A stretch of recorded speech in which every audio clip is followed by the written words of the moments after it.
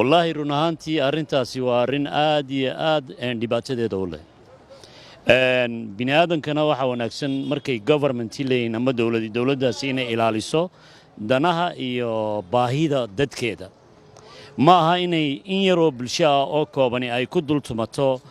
noloshii bini aadanka sabab iminka tusaale ahaan waxaan ku siinayaa dhaweeye maalintii malaha 5 iyo 6 jeer waan isticmaalaa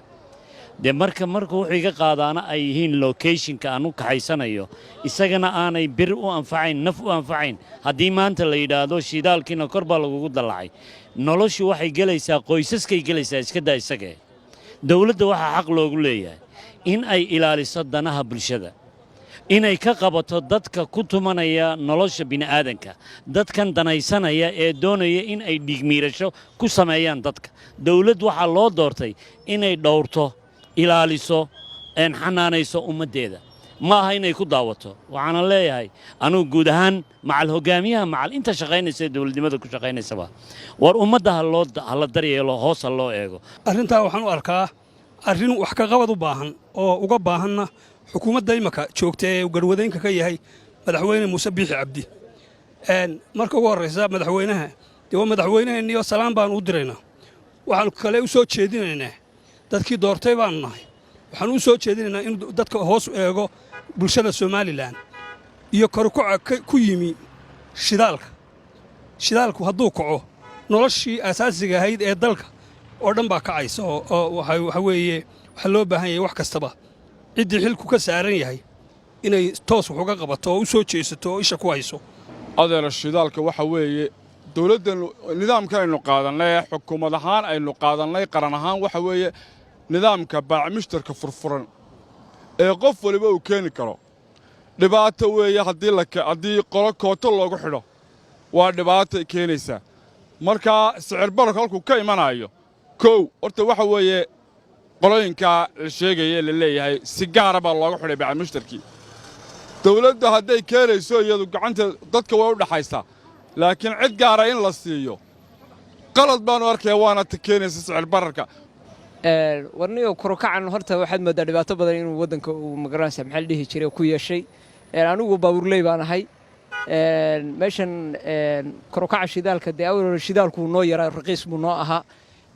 ruuxantii niyo shidaalka korokacan nagu yeeshay dhibaato aad u weyn buu nagu hayaa marka maadaama tiin oo isticmaashaa shidaalka markasta qiimaha imika lagu iibiyay qiimihii hore farqi noocee u dhaxeeya wanaag farqi weyn baa walaalo u dhaxeeya boqolkiiba 90 waxaad moodaa inuu kor u kacay marka waxaan ka codsanaynaa dawladda Soomaaliland idinka ma garanaysa maxaa la dhihi jiray dawladda shacabkana idinka un baa u taliya sidaad ka dhigantuun baa horta shacabku idin ahaanayaan waxaan leenahay noo khafiifiya shidaalka naloo dabciyo intaasaan ka codsanaynaa aan u marinaynaa awoodaad taa waa la wada dareemayo magaalada waddanka waa wada dareesay hase yeeshee dad baa loo igmaday inay wax ka qabtaan waxaasoo kale waxa ka mid ah madaxweynaha iyo xukuumaddiisa waxaan u dirannaa inay ummadda waxaasoo kale sixir bararka iyo wax la mid ah ay ummadda ka damaanad qaadaan waxaa muuqataa inay cid gaara koota lagu siiyey markii hore cid gaara in markii hore koota lagu siiyey dabeetana maalin la waayey ay wixii ku dhaceen haddii baacmushtarka xor uu yahay nin waliba markuu suuqa ka keenayay shidaalna lama waayi jirin waxna lama waayi jirin waxaa loo xirayaa maalinba mashruuc baa cid loo xiraya dabeedna waxaa la odhanayaa wixii way go'een maxaad goysa qof baad u dirtay markii horeba qof baad u dirtay marka waxaan leenahay dawladdu iyadaa ka dambaysa in shidaalka la waayo wallaahi waa fadhiid weyn oo ka muuqda nidaamka ay xukuumaddu wax u wado waayo waxa jira wasaarad ganacsi la yiraahdo shaqadeedu tahay inay ganacsiga kontaroolso marka haddii ganacsiga la kontarooli waayo oo loo sameyn waayo ganacsiga xad sida ka muuqata waxa la sheegayaa in waxay u badan tahay in ganacsigu dhinac u janjeero cid gaar ah lagu naasnuujiyay ilaa xukuumadii kala dambeeyay waddanka soo maray marka anigu waxaan xukuumadda kula talin lahaa una soo jeedin lahaa in ganacsigu uu noqdo ganacsi free oo dadka dhan ka dhaxeeya oo xora oo si kalsooni leh shacabku